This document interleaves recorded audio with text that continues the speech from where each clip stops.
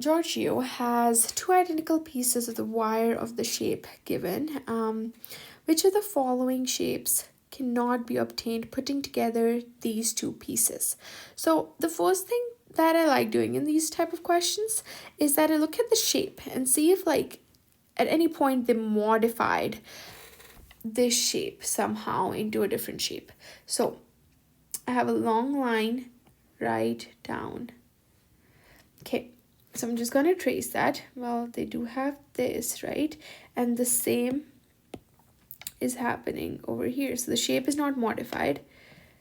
This, and then this, this, and then this.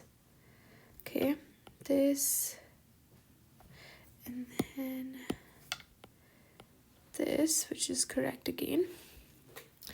This. Oh, this shape right here is not the same as this shape.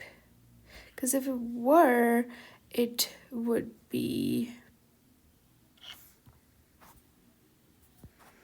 something like